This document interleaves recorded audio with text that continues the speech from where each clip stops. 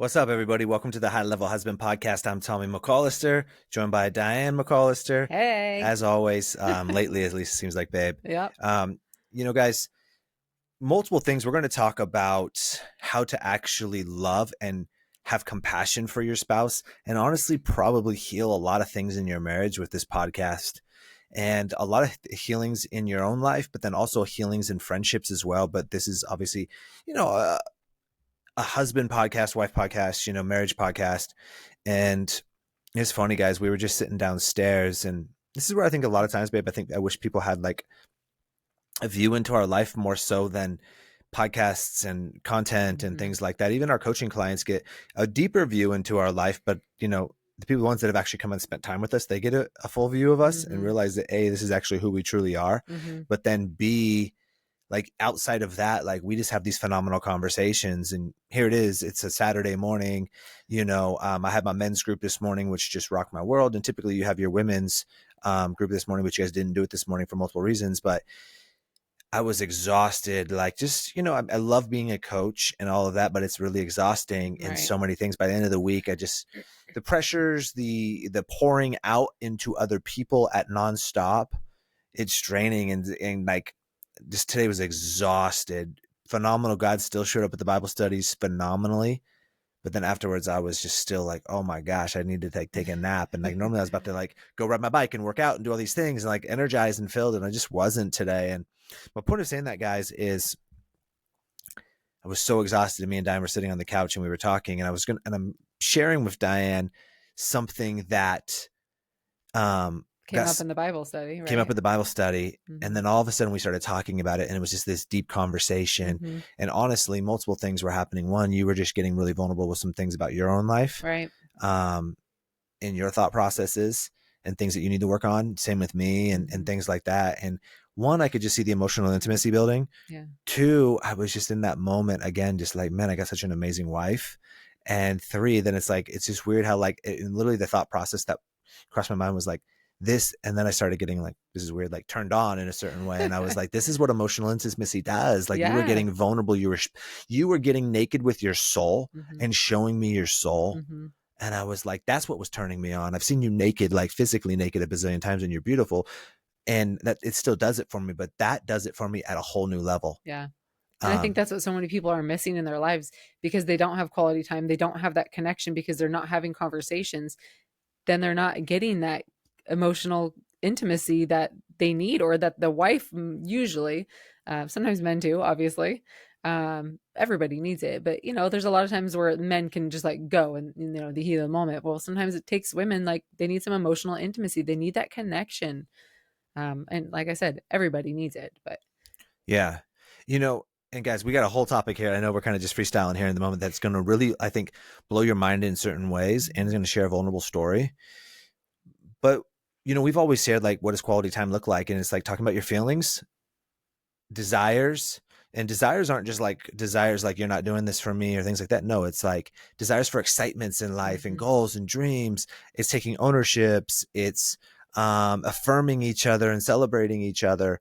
It's all of that. And we were just sitting on the couch because I was super exhausted watching YouTube, and we like to look for houses in other cities that we might want to move to, or houses in Vegas that might be something in the near future that we might want to move into, or just fun expand to look. Or sometimes it's just fun to look. That's why we used to love watching HGTV House Hunters years ago. Yeah. We wasn't moving into any of those towns. It was just fun to watch these houses. And so we were talking about like just houses, and that started the conversation. And then we started talking about other things in life. We started talking about a client and something they were going through, and that led to a conversation.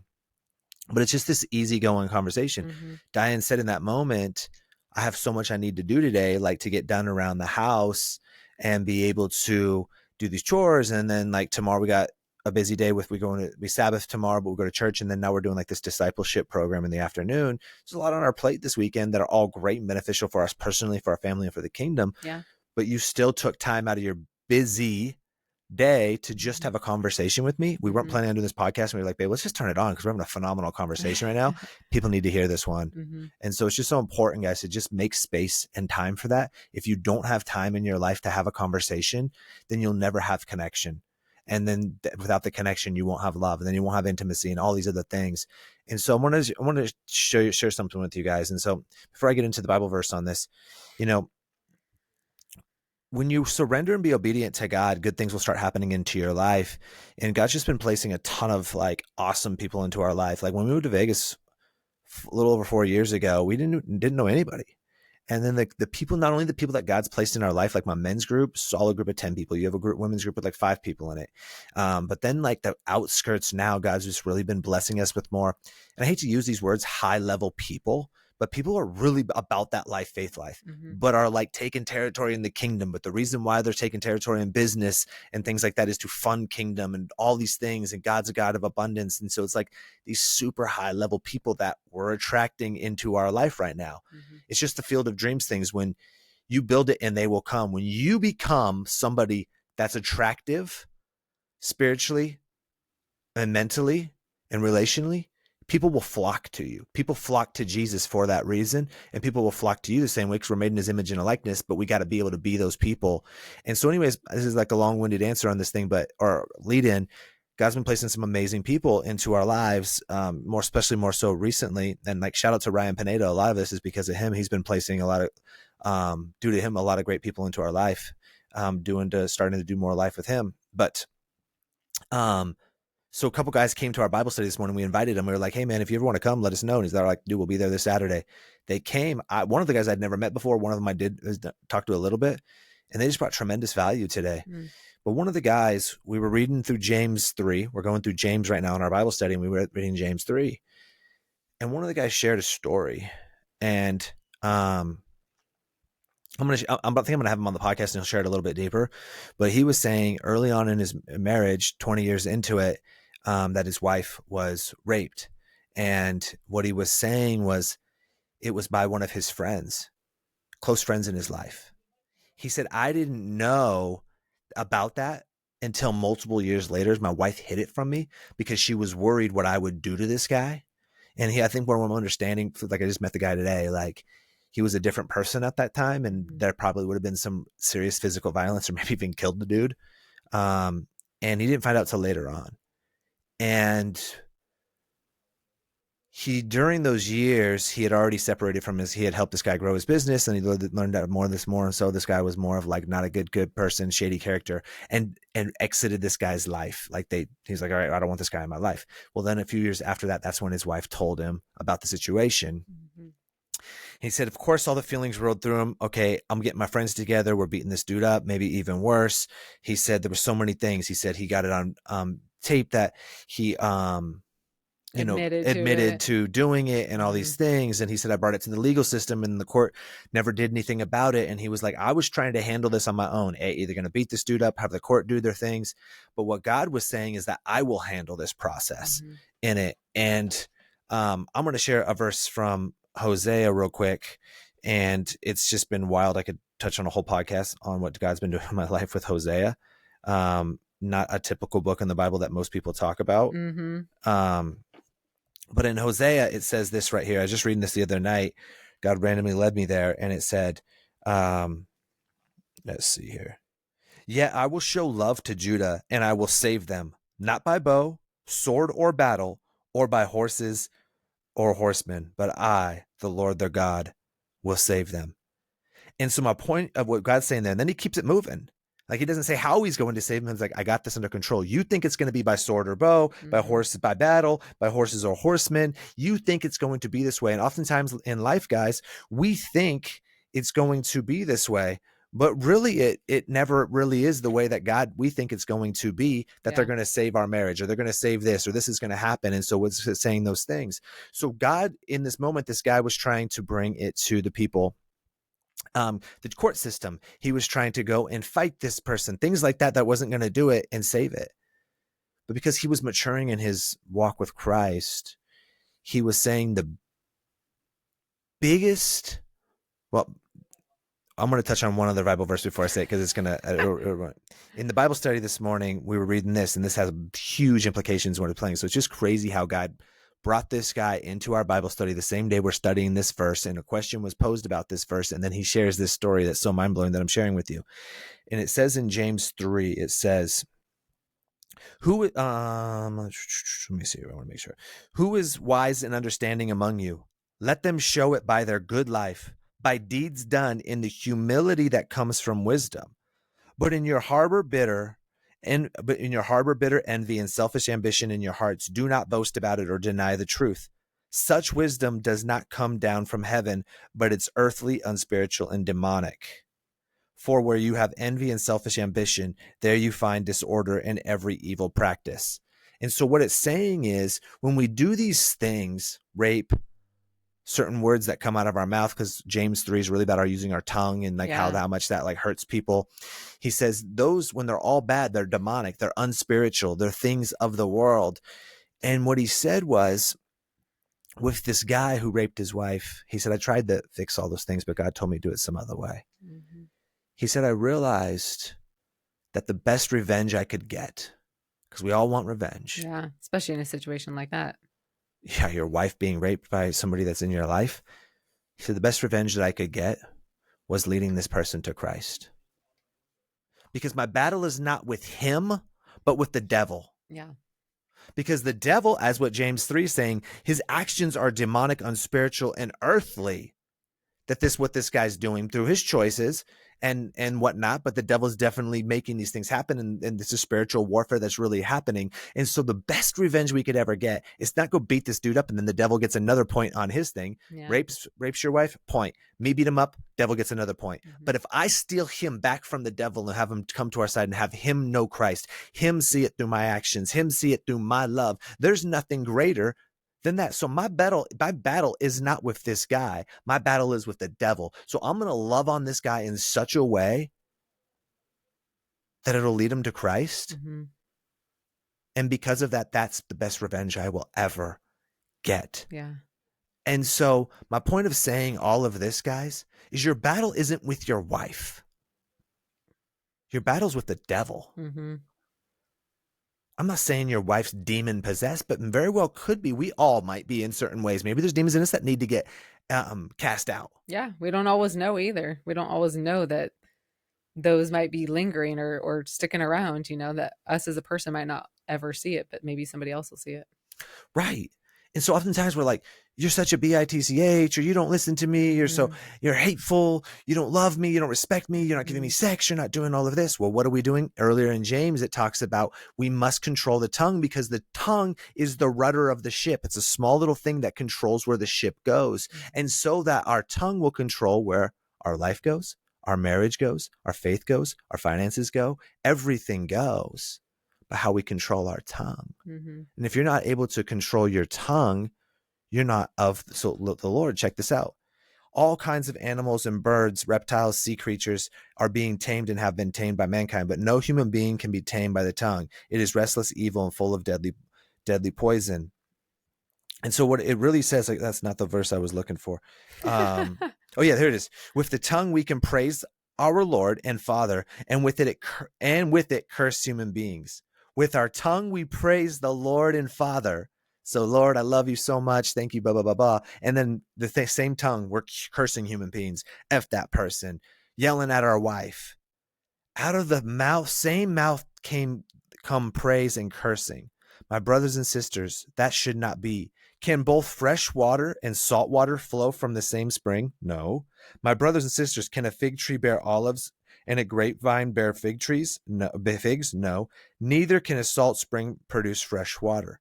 So we can't curse somebody and praise the Lord with the same tongue. Like it's one of the other guys that we're doing it. Yeah. And so my point of saying is all that you got to be able to control your tongue on this. And so our battle isn't with our wives, guys. It's a spiritual battle. We got to pour in, and we got to see past that. Mm-hmm. So if we want to get revenge on our wife for her not respecting us and not giving us sex and all these things, you know where our battle is? It's with the devil. Mm-hmm. I'm going to show such tremendous amount of love. Just imagine being that guy that got loved on by this dude, and knowing that, let's say I raped somebody and somebody came and loved on me like that, knowing that I raped their wife. Mm-hmm.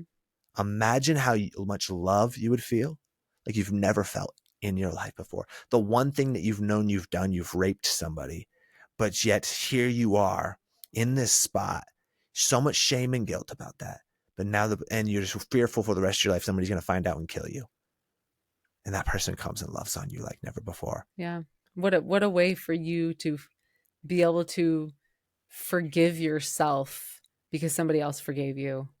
Because in that moment, can you imagine being in that spot where like you're thinking into yourself, like, how could I ever forgive myself for doing something like that? You just carry that like with you, probably like hate within himself, for carrying that with him. And then for somebody to come and love on you so much and forgive you gives you almost like the right to be able to forgive yourself.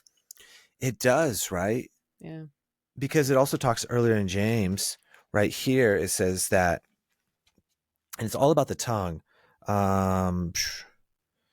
It talks about it being a spark in our life. Likewise, the tongue is a small part of the body, but it makes great boasts. Consider what a great forest is set on fire by a small spark.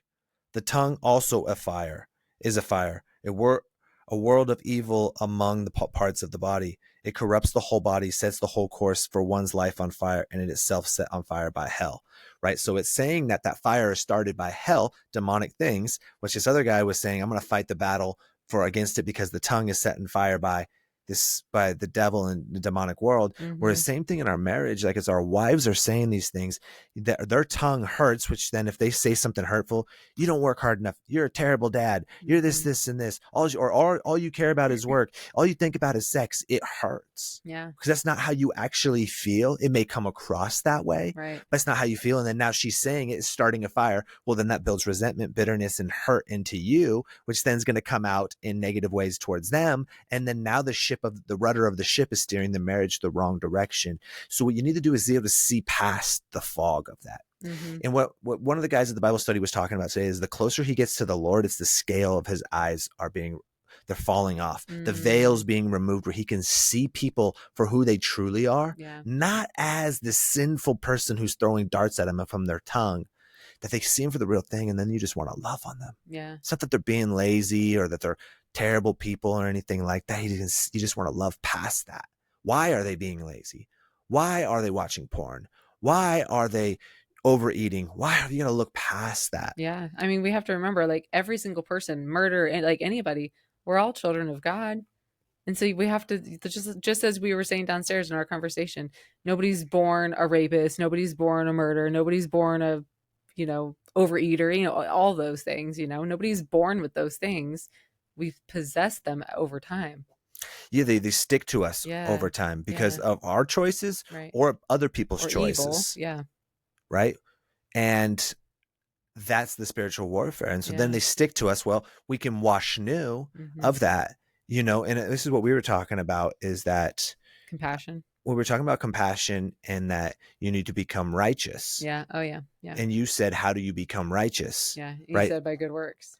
Right. So in James 2, it talks about Abraham and how he was righteous because God put him the test and he passed his test. It says in James 2, it says, in the same way, was not even Rahab the prostitute considered righteous for what she did when she gave lodging to the spies and sent them out of different direction? As the body without the spirit is dead, and faith without deeds is dead. And earlier it says Abraham believed God and it was credited to him as righteousness, and he was called God's friend. You see that a person considered righteous by what they do and not by faith alone. And so how do you get righteous? So when we're saved, that's where a lot of Christians go wrong. They get baptized, they've given their life to Christ. That's step one. That's like buying the land for your house and just being like, and then showing up with all your couch, your clothes, your dishes and everything and being like, where am I going to put this? You haven't built the house yet. You haven't built the house. Yeah. That's through the works. Yeah. That's through the deeds that you do that build the house. Right. Because it says store up treasures in heaven. That's how you store up treasures in heaven, is through your works and your deeds, not by just believing and not doing anything about it. Jesus said, my mother and brothers are those who hear the word of God and put it into practice. It doesn't say just hear the word of God and stop there. Yeah. Right. And this confirms that.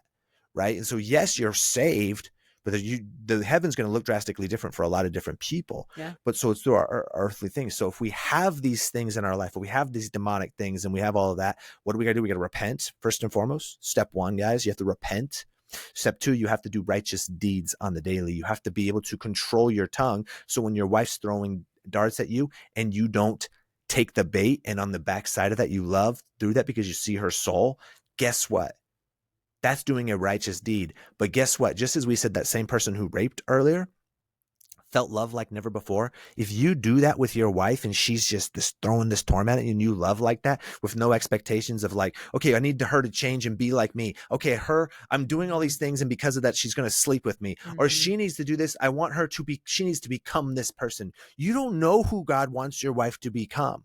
You surrender your wife to God and good things will happen. It's Hosea saying, God's saying, I'm not going to do it the way you think I'm going to do. I don't need your wife to, do X, Y, and Z because that's the perfect route. No, I'm going to work with her what she needs to be done. You just allow me to do it. You just present the fruit to let it do it. In Hosea, it also talks about in there later on, it says, this is in Hosea 4, it says, their deeds do not permit them to return to their God. So your deeds aren't allowing that. Your evil ways, your expectations, things are like that are blocking. Your unforgiveness are blocking you from returning to God. Your tongue is blocking you from being controlled with God, to be close with God. Right. Because God's saying in James that you're praising me with the same tongue that you're cursing other people. But those people are made in the image and likeness of Christ. So you're basically cursing me. Absolutely. Yeah. And when you think about it that way, think about it as like Jesus standing in place of your spouse, your wife or whoever, and you're cursing him. Can you imagine? Right. You wouldn't, if Jesus was in surrender, you wouldn't curse him. Never. No matter what he did, you wouldn't. But you would do that to your wife. But yet God says your wife's made in the image and likeness of me. Yeah. But yet you're cursing her. Yeah. And we all have him in us, but yet we're using our tongue for bad. But if we change that and we speak with love and we speak from God, do you think that person's not going to change their tongue over time? Absolutely. Of course. Keyword over time. You can't just do it once. Yeah, do it once and then expect everything to be completely different and change. You have to keep repeating that process over and over and over of speaking with your tongue with love. Yeah, you can't forgive the dude for raping your wife, doing all of that, and then a few weeks later tell him, you know what, F you, dude, I can't believe you did this to my wife. Right. Or he, reaches out for help and says, hey man, do you have a Bible to recommend? Or know a men's group I can get in and be like, actually, F you, dude. Hey man, I already forgave you. I can't do life with you. Just take it as good enough that I forgave you. Please don't contact me anymore.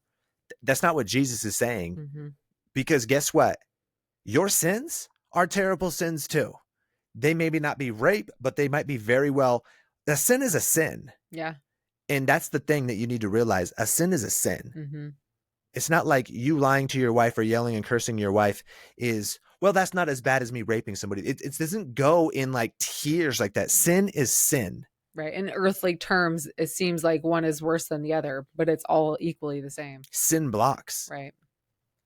And that's what it does. It says their deeds do not permit them to return to their God. They're not doing works to show that you actually love God. If you actually love God, you will want to do deeds. You will want to do works. Mm-hmm. But if you don't love God, you won't. If you don't really love your spouse, you won't call them names. You won't yell at them. You won't be angry. You'll be what James 1 says, quick to listen, slow to speak, and slow to anger. Mm-hmm. If you really love your spouse, you would. Yeah. There's been some times, we always say we haven't argued in 10 years. There's been some times where I've probably said something that probably irked you a little bit, where you normally years ago would have been like, F you, dude. And likewise, I'm sure I've done the same. Oh, definitely. Especially your driving. Your driving makes me want to I get road rage with you, not the other drivers, but with you. But that's been a blessing of God. He's testing my patience. Yeah, he's making you bite your tongue so you don't use it for bad. But that's it, right? It's okay, we have a choice in that moment to make. Yeah. Those choices will add up. Mm-hmm. And I'm not saying we're perfect and I just see every person as God's child, because I would love for you to talk about this, babe. That's one of the things that I was saying was turning me on about you. You were talking about how I was telling you that God's really working on my compassion in a lot of different areas. I don't want to lose my boldness, mm-hmm. but I also want to be able to see God's people for God's people. Right. And you were saying, I struggle with judgment of other people because I have judgment for myself, but not in a negative way. It's compassion, though. It's compassion for myself. I don't have compassion for myself in certain or judgment. I guess it's kind of the same in certain ways. in certain scenarios with myself, I don't have compassion for myself. I'm like, get over it, Diane. Like, get back to it, you know? And I think that's good because it keeps me going and it doesn't allow me to like have pity for myself or be like, oh, well, it's okay this time, you know, because we shouldn't have that for ourselves. I don't believe. But then at the same time, when I see somebody else hurting, then a lot of times I'm like, suck it up, buttercup, you know, it's not that I don't care for these people or see that they're hurting, because I do, and I see it, you know, just as I would see it for myself. But I'm like, there's so much more. Like, get up and get past it, move on. You know, we can't just sit in the pity of those hard times. You know, we have to get up and know that God's here for us, trust in him, and he's going to make all things good, you know. And so we have to believe in those things.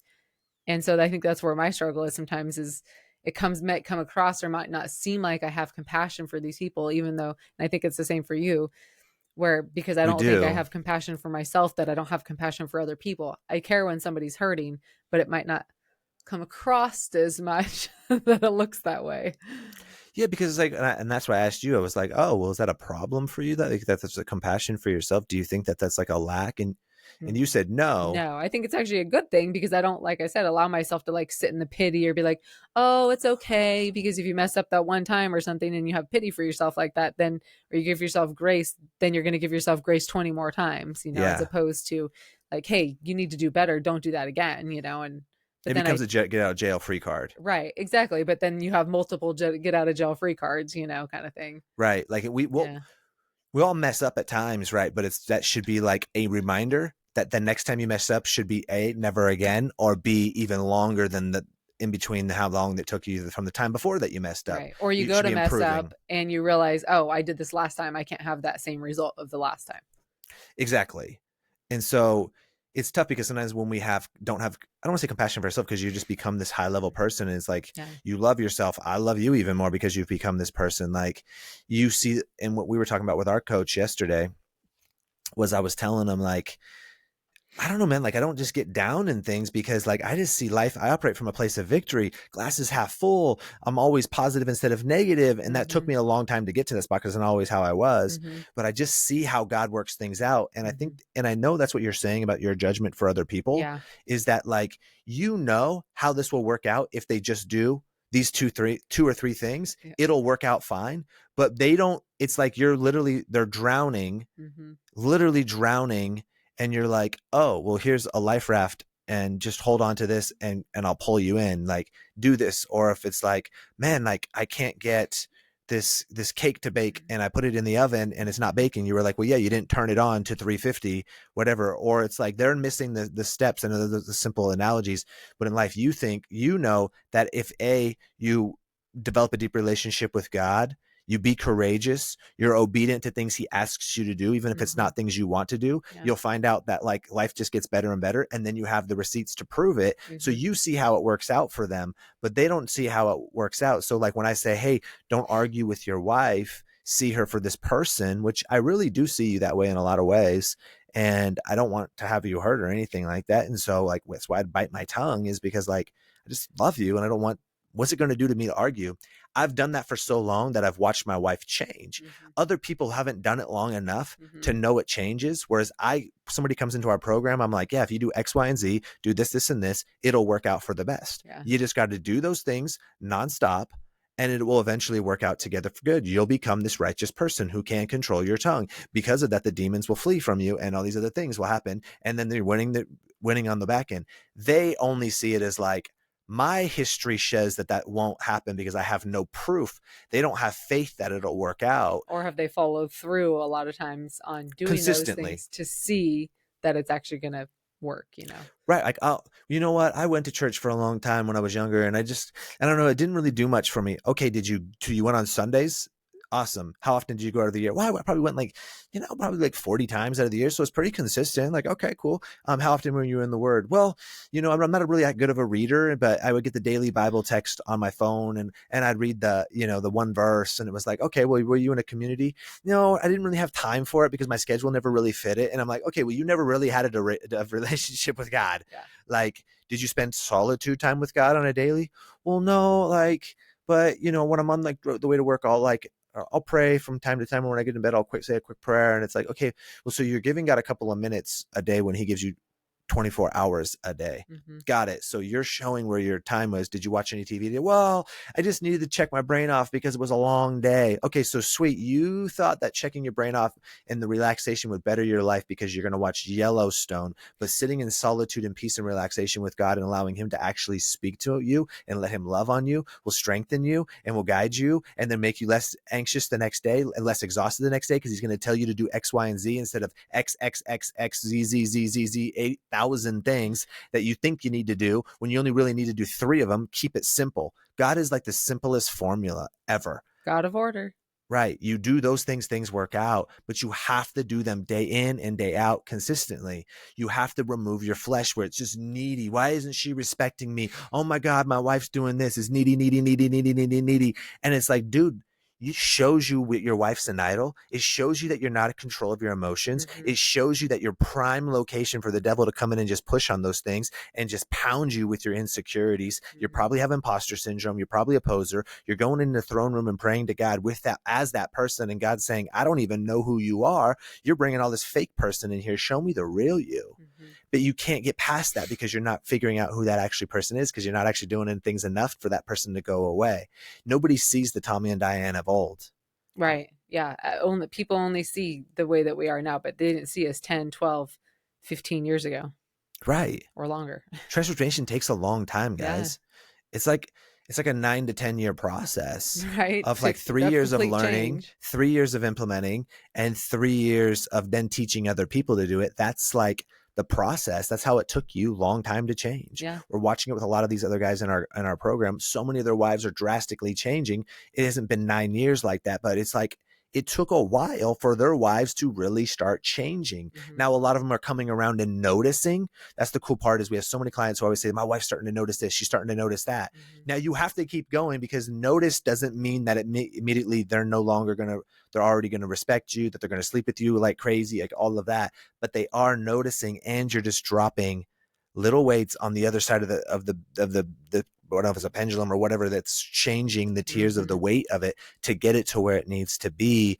And so it's one of those things that we need to do to just keep going. But I think to circle back about how you're judging other people is because you just know that it's available for all people. Yeah. And you're like, no, you just like do this, like, let's go. Like it can be, especially because if Diane can do it, guys, anybody can do it. Right. I mean, any scenario that if you're going through a trial, you're going through a hard time, it's going to be hard either way. So you might as well do it with having God walk through that with you. So that way you feel like you have somebody that's going to be there for you and that you know it's going to be okay. But doing it all alone and still being in that trial isn't going to make it any better. So which one would you rather have? I'd rather have Jesus walking next to me, give me the strength to make it through it.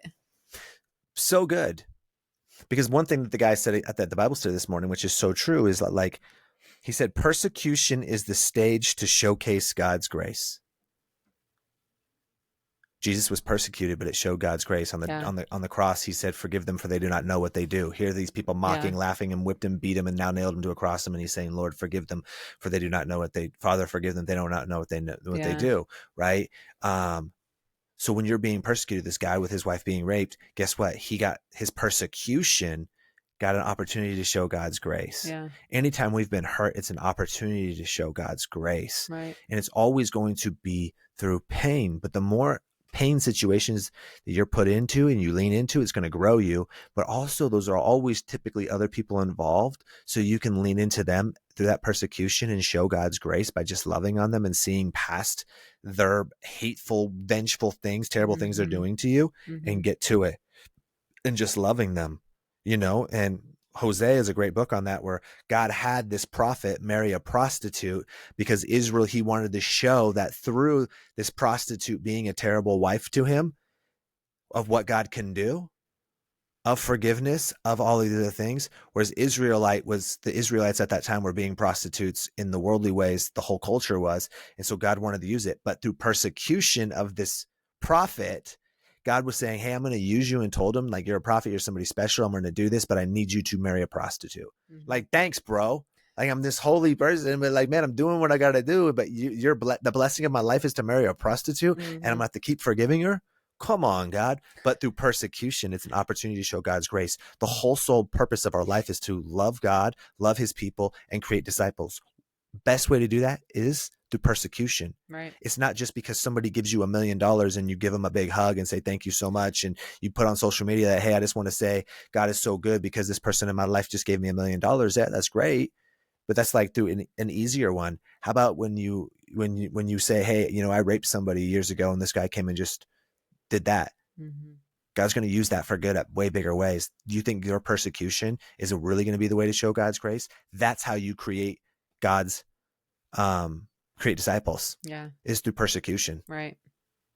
So right. How did we get here? Through persecution. Watch my dad do terrible things. God bless him. You know, we're working on our relationship.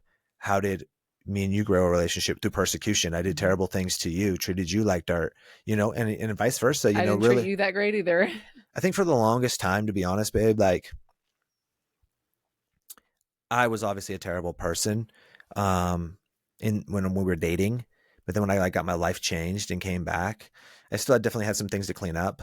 But I think that you definitely had your things that like you know, just even thinking more so back now, how like off you were in a lot of ways. Oh yeah. How untrusting you were. Not, yeah. I get it because it wasn't untrusting in like me around other females. It was untrusting with just like, you know, things I wanted to do or how you nagged me. You never saw me who I was, right. Or you didn't allow me to be my own person in a lot of ways. You wanted me to just like, hey, like, well, I like, as soon as dinner's done, I want the dishes done all right then. When you get up in the morning, you have to make you have to have it done your way. Conform to what I wanted. Right. Instead of like, well, I get the dishes done within a few hour range. Oh, I'll make the bed at some point. I'll do this at some point. You want it done on your time frame. Well, guess what?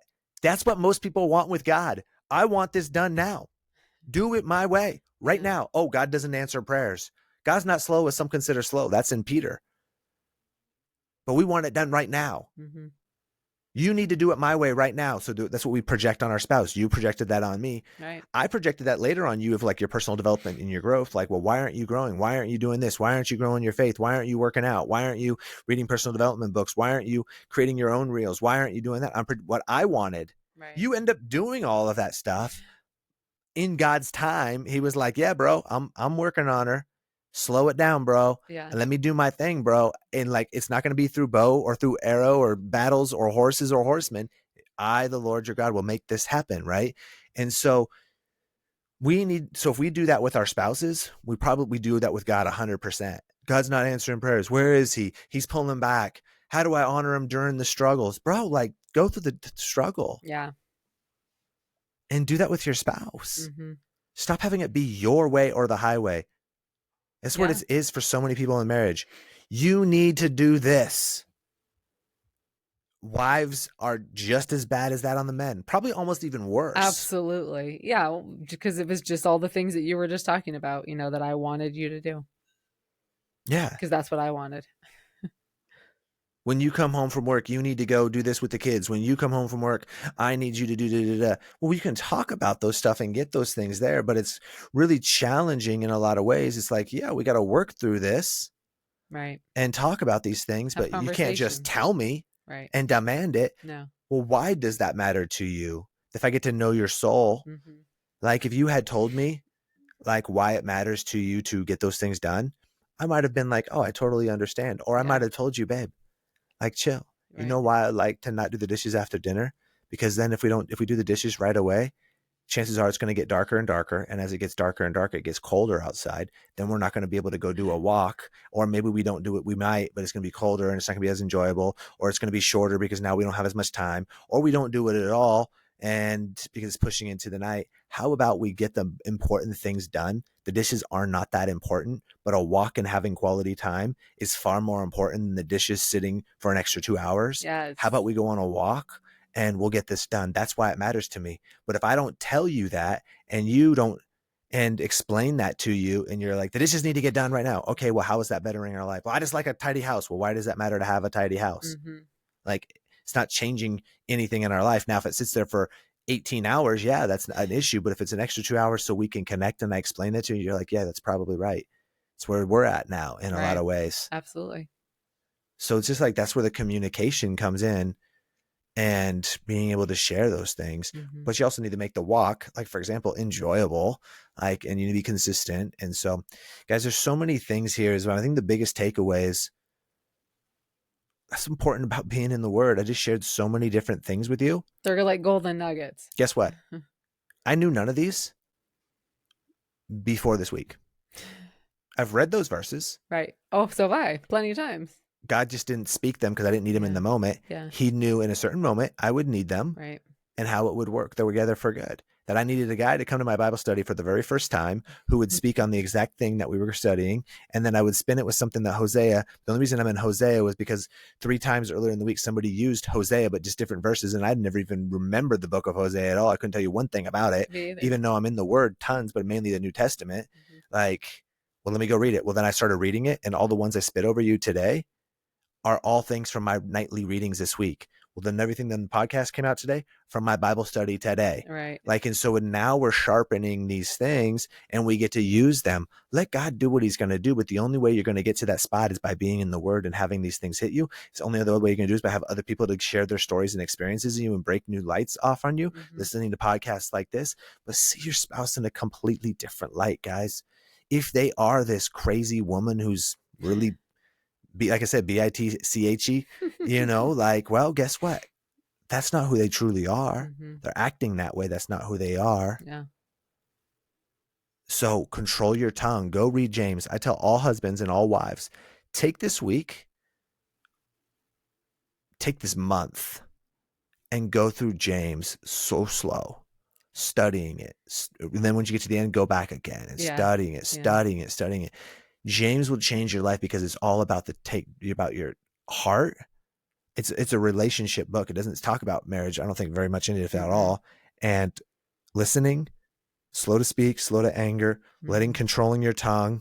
There's so many life lessons that we need to follow in James. And the last time I read it like 5 times in a row. And you know what's crazy about James is that James, and I can't say I'm like this scholarly guy who knows all the backstories. James is Jesus's brother, and he didn't believe that Jesus was Christ. And here he was that he did life with Christ. And then only time he believed that Jesus was actually this guy was after he rose from the dead and he saw him. But he didn't believe it until he rose from the dead. Yeah. Like he wasn't one of the disciples. Right. Crazy. And then he writes like one of the best books ever. Yeah. About his brother. Yeah. I mean, I'm going to get emotional about that right there. Is like, because I think I'd, for the longest time desired my brother's love because he was this perfect person in a lot of ways. And I wanted to be enough, and so we want approval from everybody. Well, guess what? Jesus didn't even get approval from his own brother. Right. Didn't get even in his hometown at 0. Yeah. He was hated on so much that they nailed him to a cross. Guys, are you willing to be nailed to a cross if everybody's hating you so much? You need to, even on your cross, which is the most painful death anybody could ever go through, still look at them and go, you know what? I still love you. That is the love of Christ. Do you love your spouse that way? Right. Do you? And if the answer is no, you got a lot to change in your heart. Absolutely. It starts with your heart, not your wife's heart. Right. Or vice versa. Your wife, it starts in your heart, not your husband's. Right. Now, as men, biblically, we are called to be the leaders. But guys, if you are so frustrated that your wife's not changing, guess what? And you think you're doing all the things, guess what? You're not. Because your heart still has that, oh, she's not enough. She's doing this. Like, just still loving him. Yeah. Still loving him. Right. Just as Jesus was on the cross, he said, forgive them, Father, for they don't know what they do. Yeah. Like, still so much compassion in that moment saying that. So if you're so frustrated with your spouse, your heart's not pure. You still got a lot of room to go. You got to get to that spot, but that's okay. It's not going to happen overnight. It'll be a process of asking God to search you and break you. Yeah. Which will come through a lot of pain, but it'll be worth it on the backside. Because you'll get a marriage on the backside that's so phenomenal, but it'll be more than just your marriage. Like, this is phenomenal, but it's so much bigger than just this right here. Oh, for sure. Absolutely. 100%. So anyways, guys, we love you. This was fun. I think these are the podcasts we love to do the most, where it's just like, man, thinking that is exciting, that excite us in life. Because we come on here and we give the relationship ones, we give the intimacy ones, we give all of this stuff, and we could talk that stuff. I'll be real with you. It doesn't excite me like stuff like this. Yeah. Like when it's from the Word of God. Real, like so real. Because yeah, just regular old relationship stuff is so surface level. Right. It all stems from things. It all stems from things like this, that from everything we just talked about today. Yeah. So I didn't read in the 5 Love Languages book where it says, hey, if your wife gets raped, go lead the other person to Christ who raped her. Right. I didn't see that in there. Not saying it's a bad book, but this is more. I don't think I read that in there. And that's more important than doing your wife's love language. I'll tell you that right now. So don't get me down there. I love the book is true. It's just day one relationship coaching. Yeah. So anyways, we love you guys. And wherever you're at, like we all need people, and sometimes it's harder. You might not be that person that's going to attract high level people in your life. I've got some tips here for you. Your church is going to have small groups. Maybe they're all lukewarm Christians. Or I'll tell you what, if you want high level Christians in your life, come into our program. Absolutely. Savage men doing savage things, supporting each other. And then you'll develop to be that person. And then you're ready to go fish in your family and in your community where you'll start your own Bible studies, your own groups of men, and you'll have these own things going on in those things. If that's you, there's a link below. Watch a free training. If you want to book a call with our team after that, go for it. If not, enjoy the free training. Keep listening to the podcast. One thing we always just say is, hey, if you could rate this podcast 5 stars, we're really trying to bring the gospel to more marriages and more men and really start fires throughout this world and push back against the devil. This is our best way to get revenge for all the hard things that he did in our life. So we love you guys. God bless you. Talk to you later. Bye.